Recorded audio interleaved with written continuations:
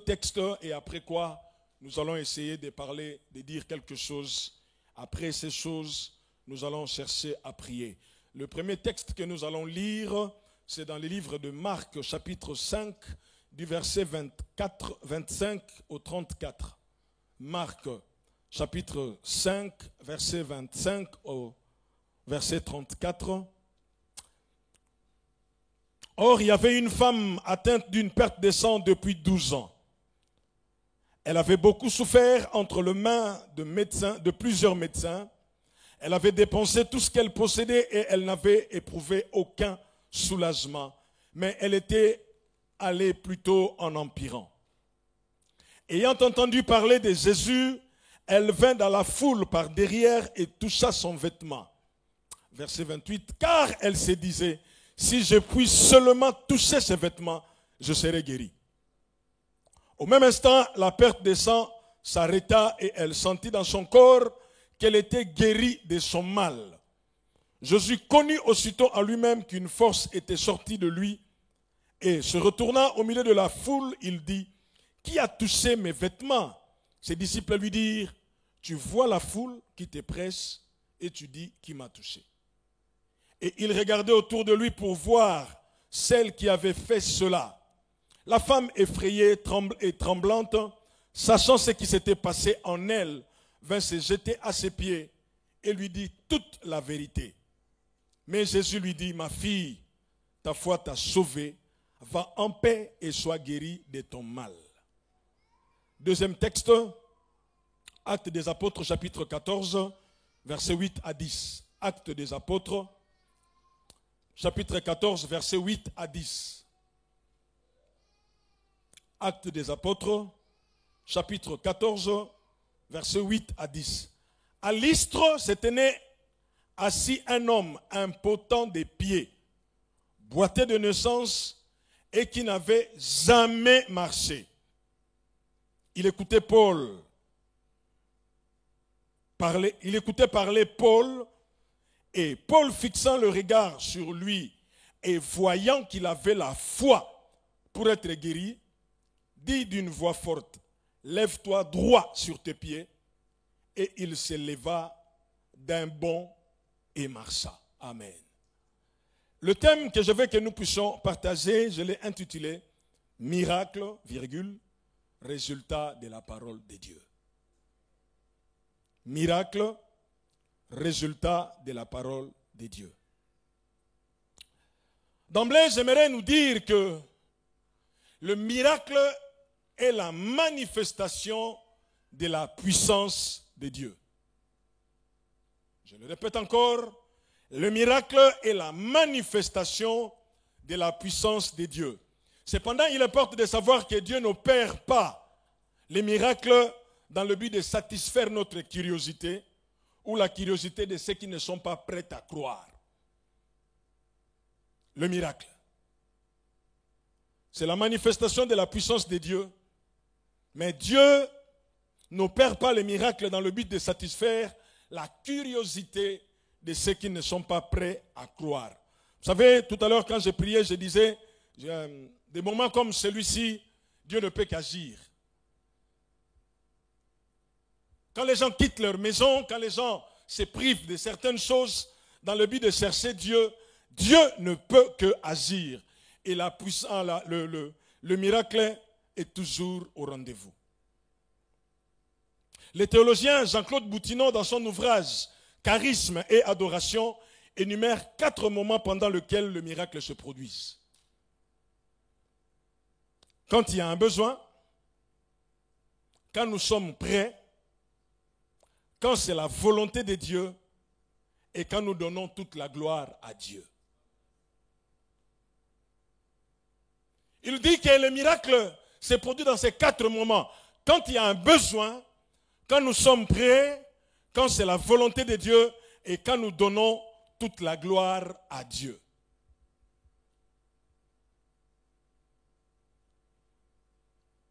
Et je sais que parmi nous aujourd'hui, il y a des hommes et des femmes qui, en venant, ont certainement un besoin.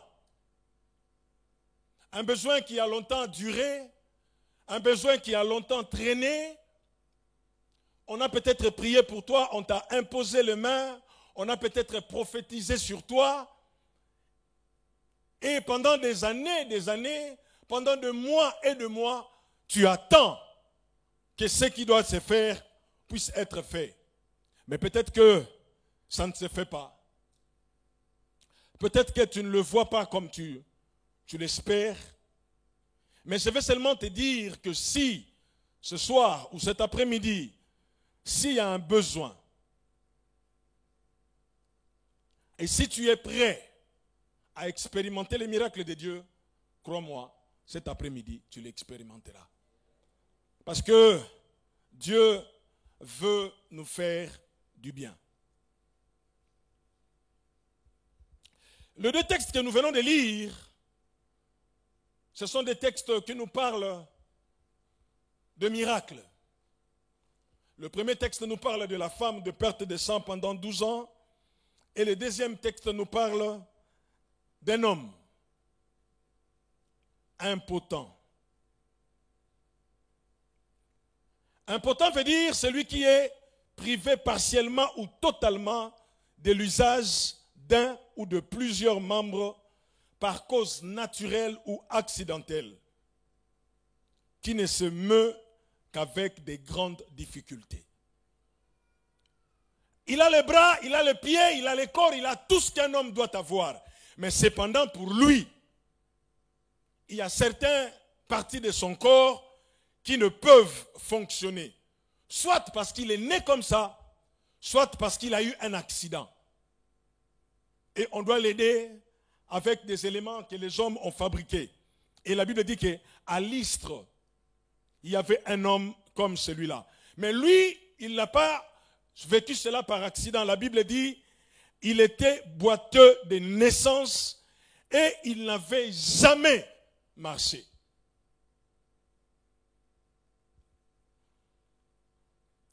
Mais laissez-moi aller vite en besogne pour que nous puissions, comme nous sommes dans un temps où le thème est important, saisis ton miracle. Et aujourd'hui, depuis hier, pendant tout ce temps, même jusque demain, il est question, pas que tu trouves un miracle, que tu cherches un miracle. Non, on te dit saisis. Qui dit saisis, ça veut dire que la chose, elle est là. On me raconte l'histoire d'un grand homme qui était au Congo, il est mort. Il a organisé une croisade d'évangélisation. Il y a eu beaucoup de manifestations. Je n'étais pas là, mais on m'a raconté l'histoire. Les aveugles voyaient, les boiteux marchaient. On parle même d'un mort qu'on avait ramené qui était ressuscité. Quand il finit de prêcher, il descend maintenant pour aller dans sa voiture et partir. Une femme vint le voir avec un enfant malade. Il lui dit, mon père, lui il n'est pas guéri. L'homme de Dieu le regarde et il dit, qu'est-ce que tu veux que je fasse? Pendant qu'il lui pose la question, qu'est-ce que tu veux que je fasse? Il ouvre la portée de la voiture et il est en train d'entrer. La femme insiste, l'enfant, celui-ci, il n'est pas guéri. L'homme lui dit seulement, il fallait saisir les miracles quand ça passait. J'ai compris par là que dans la vie, il y a un temps où il faut poser des actes. Le domaine des miracles, c'est comme le domaine du vase d'huile. Quand ça coule, quel que soit le nombre de récipients, vous serez remplis. Et une fois que l'huile s'arrête, si vous allez encore chercher des bouteilles et vous ramenez, c'est compliqué. Il faut agir quand l'eau est agitée. Si tu entends que tout le monde parte et que tu restes calme, parce que tu ne veux pas te mouiller en public, si tu agis, tu attends, tu dis bon, j'attends quand les gens vont partir, après moi je vais nager, tu rates. Si tu dis bon, moi je vais rester dans l'eau, pour que quand on viendra agiter de l'eau, et je sois déjà dedans, non. Parce que le Seigneur, il est drôle à définir. Il fonctionne en connaissant le principe français qui dit l'heure c'est l'heure. Avant l'heure, ce n'est pas l'heure. Après l'heure, ce n'est plus l'heure. Donc, des moments comme celui-ci, il n'est pas question que je vienne t'imposer les mains. Il n'est pas question que je prophétise sur toi. Il est seulement question que tu saisisses. Parce que croyez-moi, dans une assemblée comme celle-ci, dans un moment comme celui-ci, Dieu ne peut pas rester indifférent.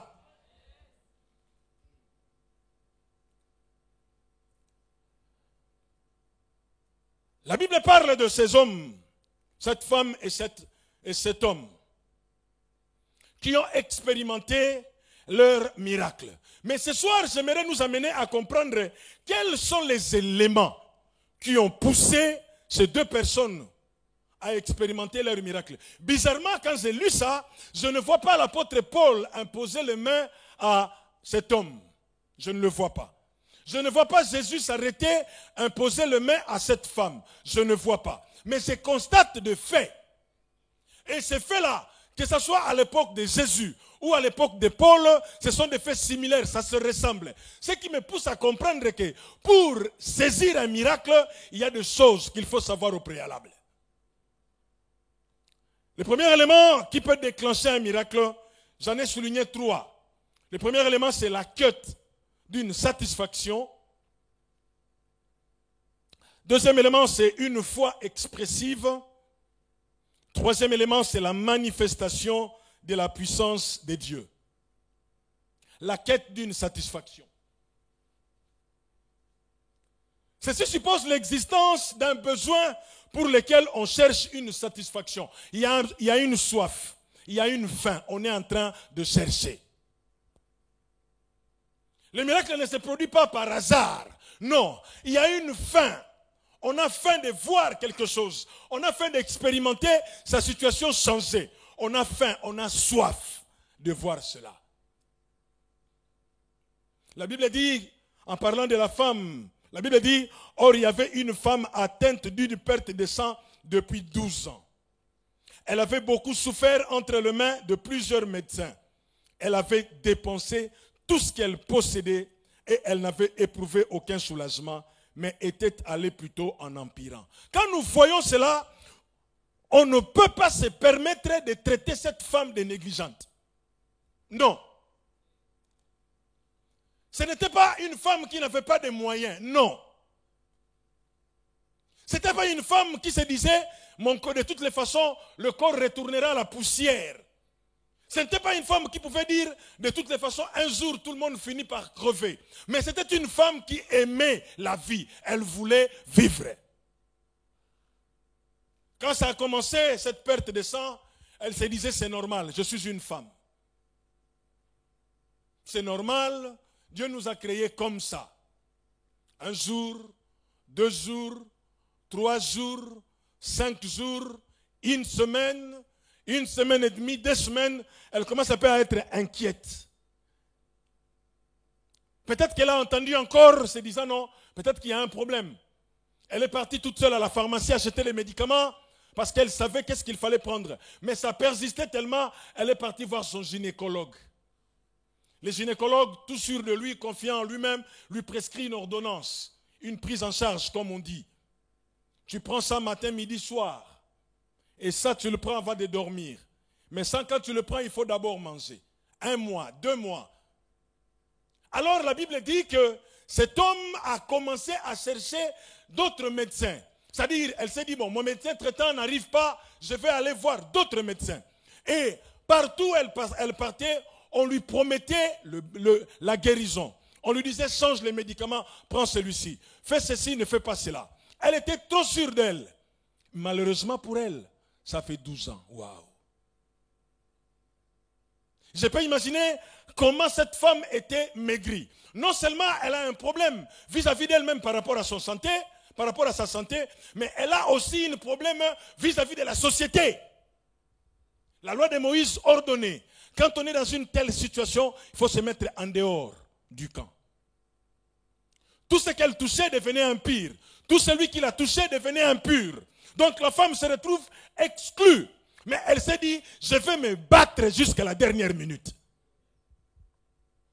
Même si pendant 11 ans, ça n'a pas marché. Même si pendant 10 ans, ça n'a pas marché. Même si j'ai vu l'expert, ça n'a pas marché. Je ne lâcherai pas prise.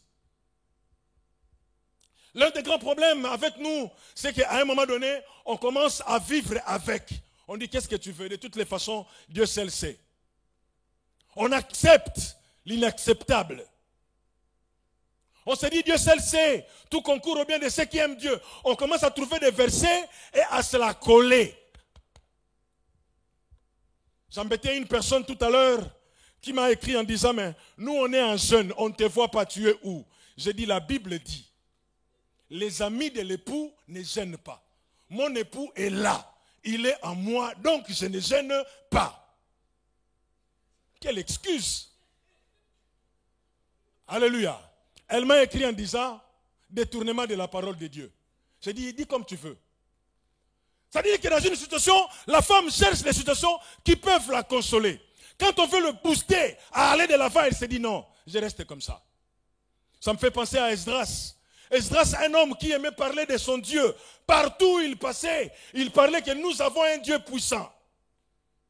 Alors le roi leur ordonne la permission de retourner pour aller construire le temple et la muraille de Jérusalem. Le roi leur donne même des biens, il dit prenez ça, partez avec ça chez vous. Alors Esdras dit ceci. Quand elle a vu tout ce qu'on lui avait donné, elle s'est dit waouh, c'est le temps de crise. Nous, on a toutes ces richesses. Si on part avec ça au village, à Jérusalem, chemin faisant, les gens viendront nous créer des problèmes.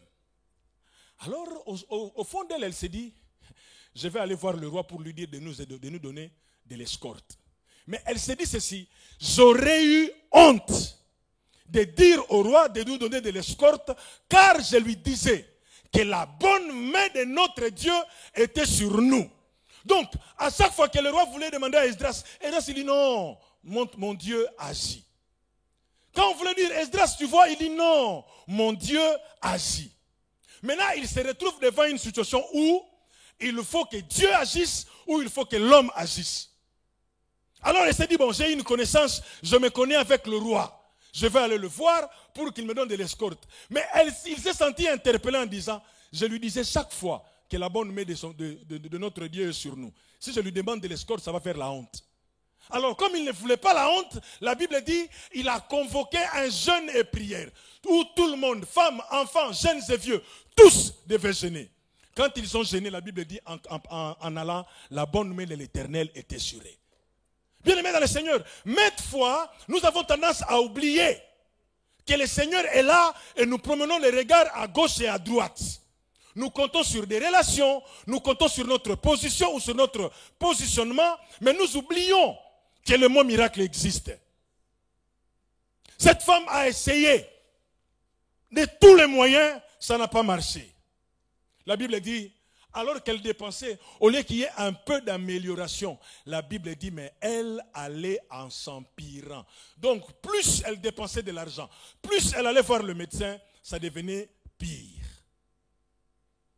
Pire, c'est le superlatif de mauvais.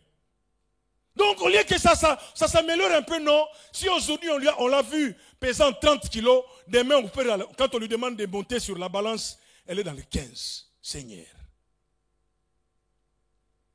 Et quand je vois cet homme de Lystre, la Bible dit, il était boiteux de naissance et il n'avait jamais marché. Donc cet homme-là, quand il voyait les hommes marcher, il dit, waouh, la vie sourit pour les autres. Hein? Quel jour, moi, je vais marcher. Il voyait les autres marcher, il le voyait courir.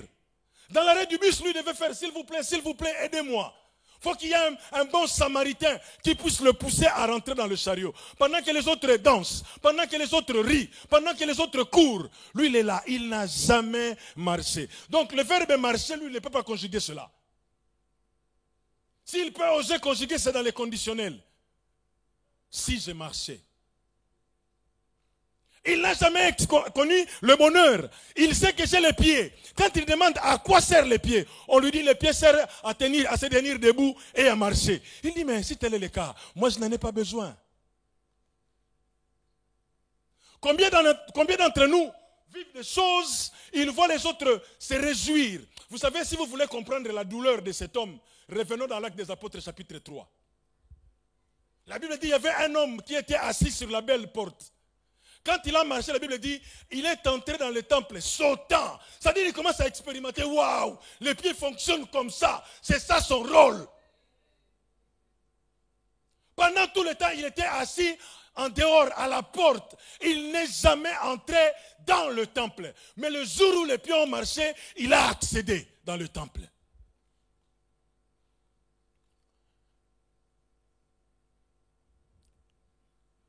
Quand nous voyons ces deux hommes, nous comprenons leur démarche, leurs besoins. Ils avaient besoin d'un changement. La famille ne peut rien. Les amis ne peuvent rien. L'évangéliste n'arrive pas. Le pasteur ne peut pas. Le prophète ne fait que prophétiser. Mais le pied, le problème est dans le pied. Le sang ne s'arrête pas. Ça ne fait que couler. Et c'est pour des hommes comme celui-ci, c'est pour des femmes comme celle-là que le mot miracle existe. Sur le plan scientifique, tu remplis toutes les conditions. Je dis bien toutes les conditions. Tu fais les examens, les médecins te disent non, tu n'es pas stérile. En principe, tu dois avoir des enfants. Tu remplis toutes les conditions pour être régularisé.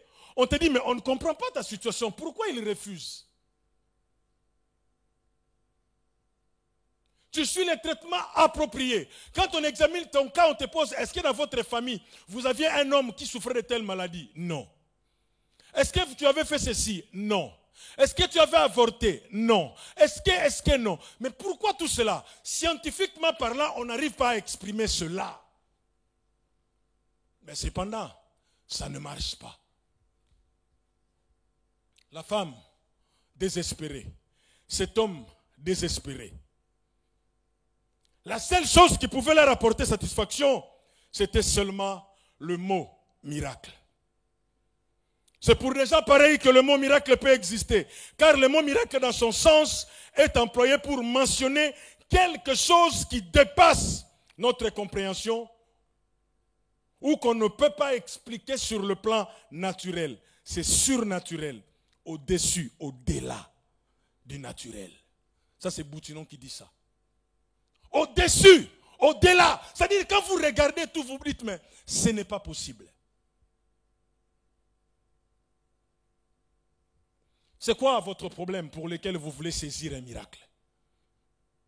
Si c'est un problème qu'un homme peut résoudre, allez seulement voir l'homme. Hein. Dites-lui, donnez seulement, après c'est bon.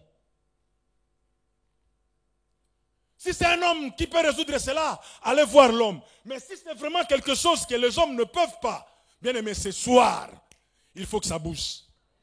Et moi je vous dis, de la part de Dieu, d'ailleurs le thème nous trahit déjà. Saisis ton miracle. Donc les miracles sillonnent, les miracles se promènent. Maintenant c'est à toi de tendre la main et de saisir.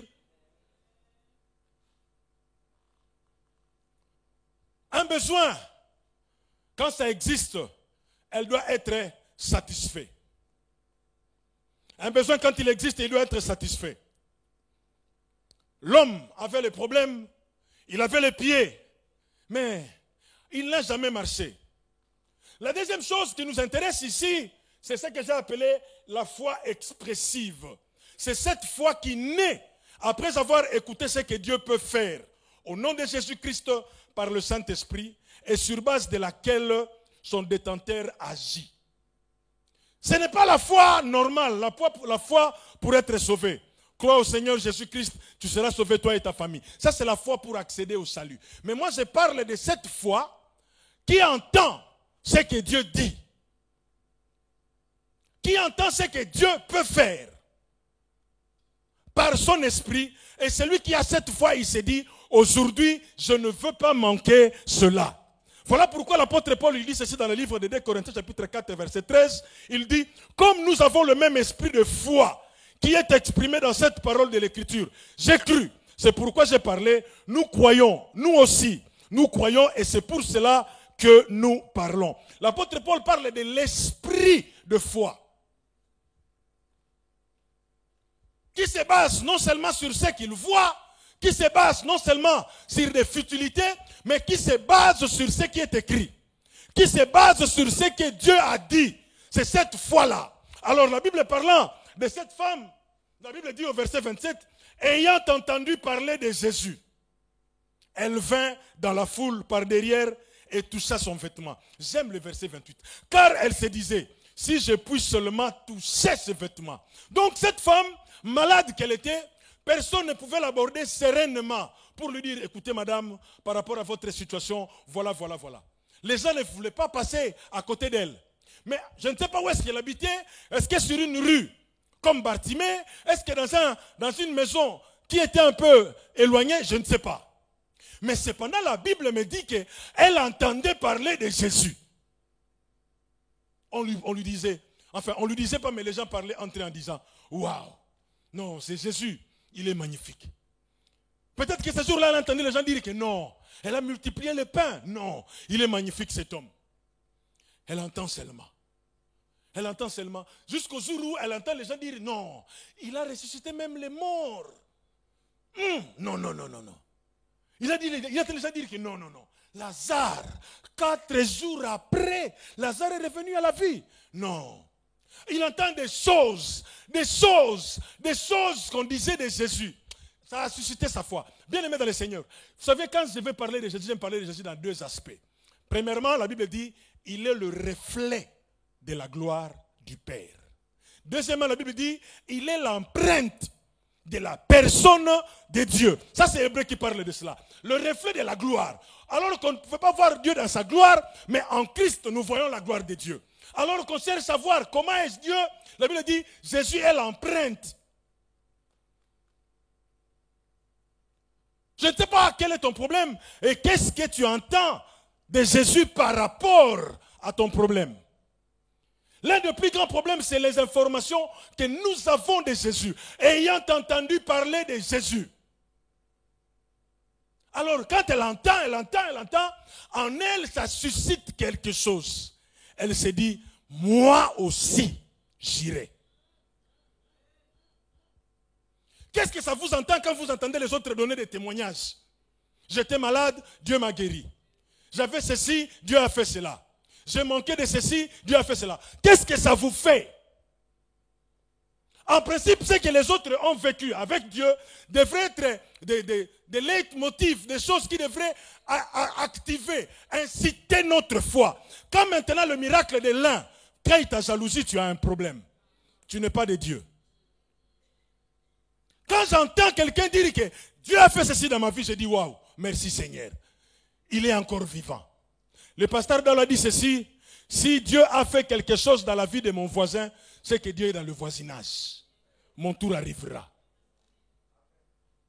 Et moi je dis, si Dieu a fait quelque chose chez mon ami, c'est qu'il est dans mon entourage. Comme il est dans mon entourage, mon tour viendra. La femme, elle dit, aujourd'hui, je ne veux pas attendre, j'irai. Alors, elle réfléchit, elle dit, dans ma situation, si on me voit, même Jésus risque de commencer à courir. Parce que je rends les hommes impurs. Mais c'est que cette femme oubliait, Jésus était la source. Or, dans la Bible, toute chose devenait impure sauf la source. Alors, elle s'est dit non, pour ne pas me priver de cette occasion, je passerai par derrière. Mais moi, je sais aujourd'hui que je vais expérimenter quelque chose. Alors, elle vient. Je ne sais pas, quand elle venait, les gens étaient tellement excités par ce que Jésus faisait. Vous savez, il y a des gens qui suivent des gens dans la foule, même pour un oui, pour un non, ils suivent. Je me rappelle quand on était enfant, il y avait un catcheur qui sillonnait les rues de la ville de Kinshasa. Quand on entendait seulement, ah, il passe. Alors que chez nous, il était interdit de sortir de la parcelle à partir de 18h. Je savais ce qui m'attendait en sortant. Vous imaginez, j'ai grandi dans un endroit où il y avait une avenue qu'on appelait une avenue principale. Mais depuis que j'ai pris connaissance de la vie, si j'ai traversé cette rue-là seul, ça doit être 5 fois. Mais les amis de mon âge traversaient matin, midi, soir. Parce qu'on m'a dit, le jour où tu traverseras, on va te frapper. Mais quand ces catcheurs-là passaient, je brandissais toute menace qui m'attendait. Je disais, on verra ça plus tard. Alors, on le suivait. On se rend compte que non. On n'est plus à la maison, on est à 15 km. On est vraiment loin, donc il faut rentrer en transport. Maintenant, on s'arrête, on commence à pleurer. On pleure pourquoi? Non pas parce qu'on est perdu, mais parce qu'on sait que pour arriver à la maison, ça va me prendre des heures. Et quand j'arriverai à la maison, bâton.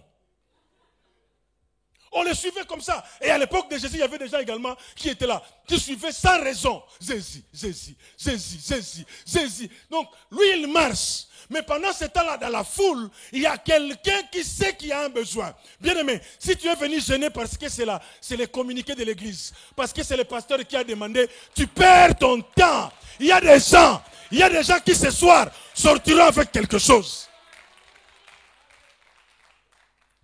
La femme vient, il y a des gens qui criaient Jésus.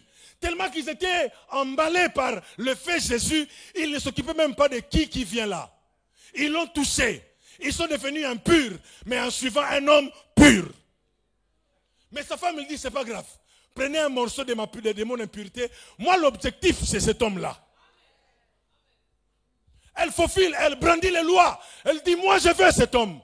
Bien-aimé dans le Seigneur, quand vous avez un besoin vital, un besoin crucial, frère, peu importe ce qu'il y a devant. La Bible dit, Paul est parti à Lystre. Il est en train de prêcher. Pendant qu'il prêche, cet homme impotent est venu. Comment il est venu, je ne sais pas. Il est venu. Il y avait beaucoup de gens qui écoutaient Paul parler. Il n'y avait pas que lui. Pendant que Paul parle, cet homme, la Bible dit, il entendait parler Paul. Bizarrement, écoutez la réaction de Paul. Et Paul, fixant le regard sur lui, voyant qu'il avait la foi pour être guéri. C'est-à-dire, quand cet homme est assis, il écoute Paul parler. Au fait, au fond de lui, il disait, Paul, tu parles trop, arrête-toi là. Dis-moi, qu'est-ce qu'il me faut? Vous savez, des fois, quand vous êtes tellement pressé par la soif du surnaturel, vous n'attendez pas que la prédication prenne fin. Et Paul prêche. Il voit, la Bible dit, voyant qu'il avait la foi. Donc, je comprends que la foi expressive, on la voit. Quand je prêche comme ça là, je peux regarder, je dis, là-bas il y a un besoin. Et cet homme-là disait, moi je n'ai jamais marché. Si ce Jésus-là est vrai, aujourd'hui je vais marcher. La Bible dit, il parlait. La femme de perte de sang, il disait, peu importe. Mais il entendait parler de Jésus. Vous savez, j'aime beaucoup la vie de Jésus. C'est un homme qui ne marchait pas sans programme. Ces jours-là, dans son agenda, il y avait 2-12. Une fille de 12 ans et une femme de 12 ans. Donc le miracle est en train de passer. Le miracle passe. Les gens suivaient, la foule suivait Jésus. Mais le miracle passe. Il y en a qui touchaient Jésus sans impact, sans effet. La preuve, les disciples ont dit, tu vois la foule. C'est-à-dire, j'imagine un peu les apôtres qui disaient avec Jésus, tu nous fais balader, et tu nous demandes qui t'a touché. Regarde un peu avec la foule comme ça. Jésus dit non, il a touché et touché.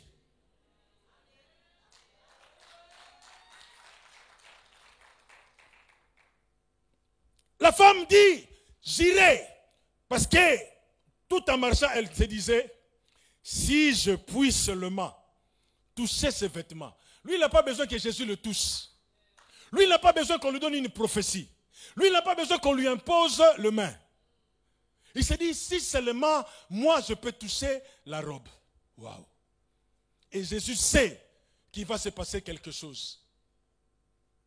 Bien-aimé dans le Seigneur, vous savez, dans ma vie, j'ai fait l'expérience que j'appelle l'auto-imposition de main.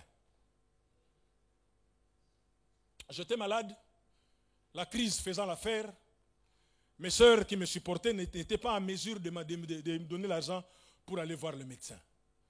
Alors j'étais là dans ma chambre, malade. Je commençais à trembler sur mon lit. Ma sœur est venue me voir, elle me regarde comme ça, elle commence à pleurer. J'ai dit, si elle pleure, ça veut dire qu'elle ne peut rien. La connaissant, elle était même prête à vendre ses bijoux pour me donner l'argent, aller voir le médecin. Quand elle est sortie sur mon lit, j'ai dit, ah Seigneur, moi j'impose les mains aux malades, les malades sont guéris. Et moi, mon tour maintenant, ma soeur doit pleurer. J'ai dit, ça ne finira pas comme ça. Alors je me suis créé comme une sorte de scénario. J'ai dit, bon, moi-même je prêche et moi-même je suis la foule.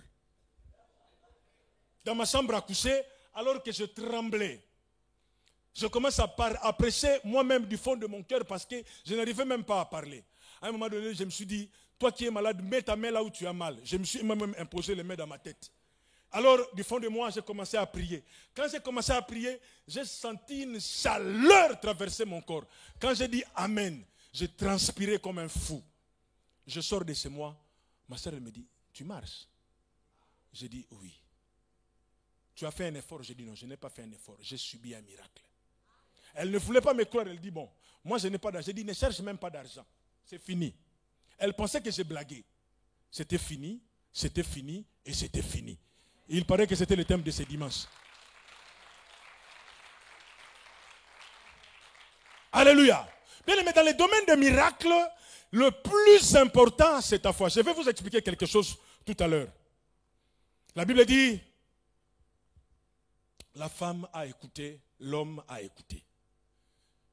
Troisième élément que je vais aborder, nous allons prier, je parle de la manifestation de la puissance de Dieu. Mais écoutez un verset que j'aime beaucoup. La Bible dit ceci, Luc chapitre 5, verset 17. Un jour, Jésus enseignait. Des pharisiens et des docteurs de la loi étaient là assis, venus de tous les villages de la Galilée, de la Judée et de Jérusalem. Écoutez la suite. Et la puissance du Seigneur s'est manifestée par des guérisons. Ce verset commence par nous dire que Jésus était en train d'enseigner. Et ça conclut par dire, la puissance du Seigneur s'est manifestée par des guérisons. Je dis, il y a trois déclencheurs du miracle. Je parlais d'un besoin, j'ai parlé de la foi, mais laissez-moi vous parler de la manifestation de la puissance de Dieu. Vous devez comprendre une chose, la Bible dit Jésus enseignait. Donc il est là en train d'enseigner la parole de Dieu. Partout la parole de Dieu est prêchée, la puissance de Dieu se manifeste toujours. Je plains les gens qui disent que non, moi je ne suis pas des prédicateurs qui parlent. Moi c'est la démonstration. Si tu es de ce genre-là, c'est que tu n'as encore rien compris. Partout la parole de Dieu est prêchée, la puissance de Dieu se manifeste toujours. Pourquoi? Écoutez la réponse. Dans 1 Thessaloniciens chapitre 2 verset 13, 1 Thessaloniciens chapitre 2 verset 13, la Bible dit, c'est pourquoi nous rendons continuellement grâce à Dieu de ce qu'en recevant la parole de Dieu que nous vous avons fait entendre, vous l'avez reçue, non comme la parole des hommes, mais ainsi qu'elle est véritablement, comme la parole de Dieu qui agit en vous qui croyez. Vous voyez? Partout la parole de Dieu est prêchée, la puissance de Dieu se manifeste toujours. Maintenant le problème c'est que quand la parole est prêchée, la Bible dit, c'est une parole qui a la puissance, qui agit en ceux-là qui croient. Donc vous allez vous retrouver dans une église comme celle-ci, on prêche la parole. Il y en a qui sont saisis par la puissance du Saint-Esprit, qui commencent à parler en langue. Il y en a qui sont guéris, mais il y en a qui sont rentrés tels qu'ils sont venus. Pourquoi? C'est le problème de l'effet de la parole de Dieu, qui agit en vous qui croyez. Le Seigneur, il dit, c'est-à-dire la parole de Dieu qui agit avec efficacité en vous qui croyez. Le pasteur Jacques Vernon a dit ceci, la parole de Dieu est puissante, quelle que soit la bouche de laquelle elle est sortie. C'est la parole de Dieu, frère. La même parole qui a créé les cieux et la terre, c'est la même parole que nous prêchons. La même parole qui a dit, qui a permis à la jeune fille de ressusciter quand Jésus lui a dit, Talita Kumi. C'est la même parole que nous prêchons. Mais le problème c'est quoi? C'est que cette parole-là agit dans le cœur de ceux qui croient. Je me rappelle, il y a des années, j'étais en train de prêcher le verset où Jésus dit, si vous croyez en moi, vous ferez plus que moi. Alors que j'étais en train de prêcher cela, l'atmosphère était remplie de gloire. Un de mes proches collaborateurs lui dit, ah, faire plus que Jésus. Maman. J'étais comme un ballon qu'on a percé et l'air est sorti. J'ai prêché, quand j'ai fini, je lui ai dit, à partir d'aujourd'hui, tu n'es plus mon collaborateur. Comment toi qui marches avec moi, tu manges avec moi, tu dors avec moi, je prêche le surnaturel. Toi tu te lèves en disant, ah, faire plus que Jésus. J'ai dit non. Il dit non, évangéliste, je voulais rigoler. J'ai dit, on ne rigole pas quand il y a la puissance. Tu peux partir. La parole de Dieu est merveilleuse. La Bible dit, elle est la parole de Dieu. Pourquoi elle est efficace? Parce qu'en fait, dans le domaine du miracle, la parole de Dieu produit trois choses simultanément. Premièrement, la parole de Dieu produit la foi. L'apôtre dit, la foi vient de ce qu'on entend. La femme a entendu parler de Jésus. L'homme écoutait Paul parler. Elle a entendu parler de Jésus, ça a créé en elle la foi. Elle s'est dit, j'irai, je vais agir. Cet homme, il entendait Paul parler, ça a généré la foi et Paul a vu en cet homme-là, il y avait la foi. Donc la parole de Dieu, je dis, elle crée trois choses simultanément. Elle crée d'abord la foi. Deuxième chose, c'est que la parole de Dieu crée, elle crée la foi. Elle crée plutôt les miracles pour lesquels la foi est générée. Est-ce que vous me comprenez? Il y a d'abord la foi, parce qu'il n'y a pas la foi comme ça, la foi seulement pour la foi. Non, ça n'existe pas. La foi, quand elle se manifeste, quand elle se met en œuvre, c'est qu'il y a un miracle quelque part. Et la parole de Dieu engendre la foi et elle engendre également le miracle. Donc, ce qui est merveilleux avec cette parole, c'est que ça vient, ça te donne la foi. En même temps que tu as la foi, ça te présente également le miracle dont tu as besoin pour ta foi.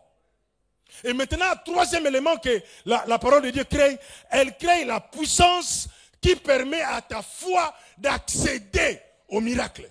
Est-ce que vous me comprenez? Donc, comme il est question de saisir ton miracle, il y a la foi qui doit être engendrée à toi, il y a le miracle qui est debout. Maintenant, la parole de Dieu te permet de quitter là où tu es pour accéder au miracle et dire que Dieu a fait quelque chose. Pour comprendre cela, parlons un peu de Pierre. Pierre, il est en train de naviguer, expert en navigation. Il voit Jésus venir. Tout le monde pris de panique et pris de panique commence à crier, fantôme, fantôme. Jésus dit, rassurez-vous, c'est moi. Pierre dit, waouh. Cette voix, on connaît cette voix. Mais les voix se ressemblent, non? Il dit, si c'est vraiment toi que nous connaissons, ordonne que je vienne vers toi. Vous savez, les gens pensaient que Jésus allait créer une formule compliquée. Jésus lui dit, tu veux venir vers moi? Viens. C'est tout. Quand on lui dit à Pierre, viens, c'est la parole qui est sortie, n'est-ce pas? Maintenant, Pierre prend le risque, je dis bien le risque. Il sort son pied de la barque, il pose dans l'eau. J'imagine la réaction des autres. Pierre. Pendant que Jésus lui dit, viens, Pierre veut venir auprès de Jésus, alors Jésus lui dit, viens. La même parole permet à Pierre de sortir l'eau de la barque.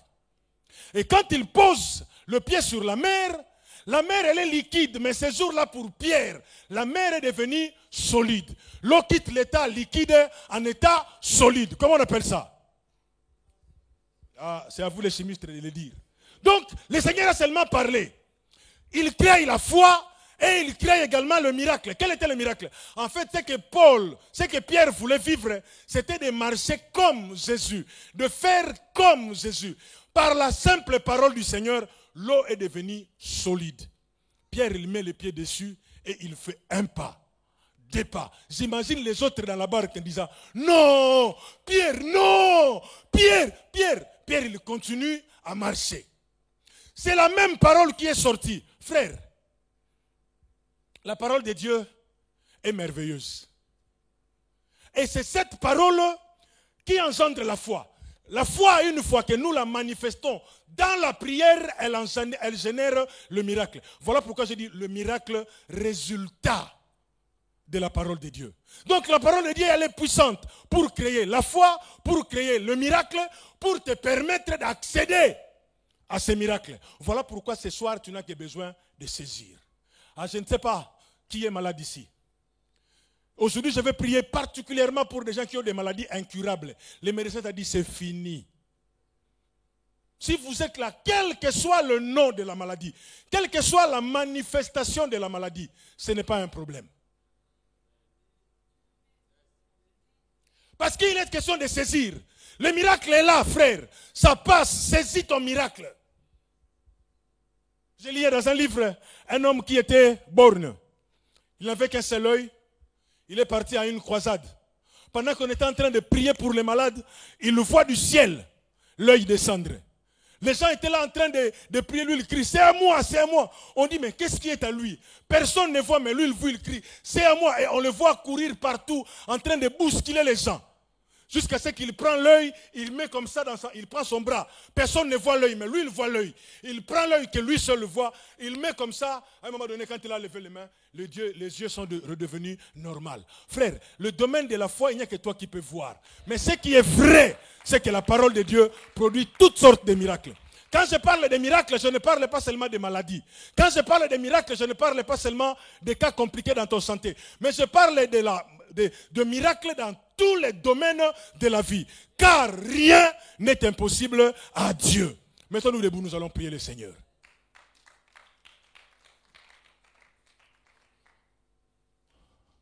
Il est seulement question de saisir. Je vais appeler tous ceux qui ont des maladies chroniques, des maladies incurables, de s'avancer.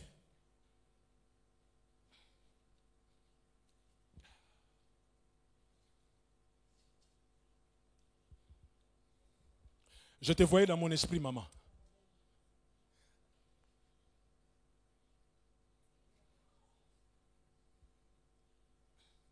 Alors que nous allons prier pour ces bien-aimés qui sont devant, je vous laisse, vous qui êtes là derrière.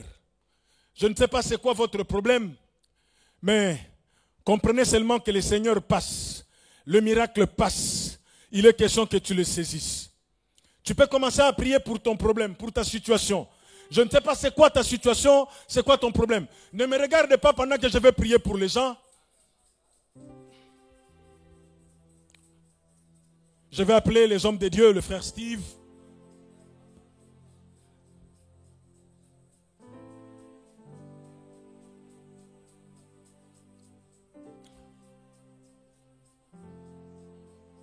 Venez, venez, Chris.